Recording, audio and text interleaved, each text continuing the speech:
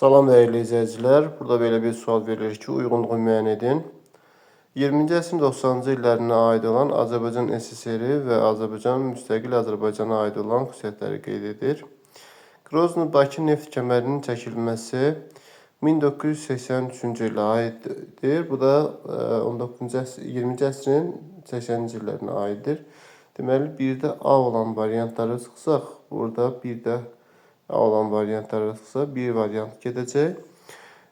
Dövlət Müdafiə Şurasının yaradılması 1993-cü ilin noyabr ayında yaradılıb, doğrudur. Naxçıvan MSSR-in adından Sovet Sosialist istifadəsinin göstərilməsi isə 90-cı ilin deməli noyabr ayında baş verib. Deməli, burada B və C doğrudur.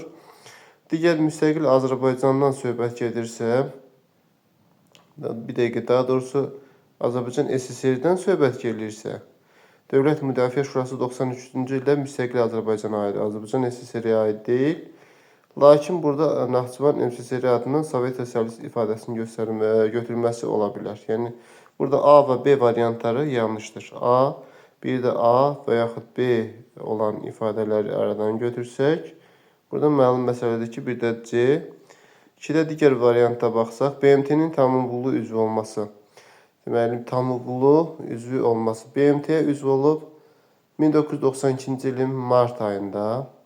Deməli, onu götürə bilərik. Bakı, Tiflis, Ərzurum qaz kəmərinin işə salınması isə 2007-ci ildə baş verdiyinə görə 90-cı illərə aid deyil. Dövlət Neft Fondu isə 1999-cu ildə yaradılıb. Bu da 90-cı illərə aiddir. Deməli, bir də C, 2-də A, C, doğru cavabımız Y variantında verilib. Digər bir sualda Yaponiya tarixinin 20-ci əsrin 30-cu illərinə aiddir deyir.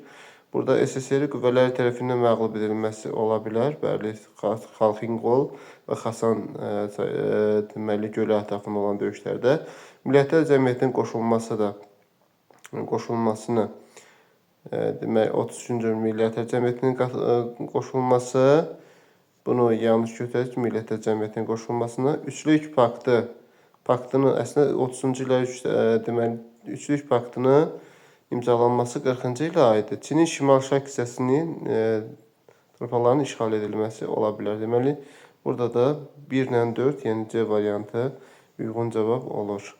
Dinlədiyiniz üçün təşəkkür edirik.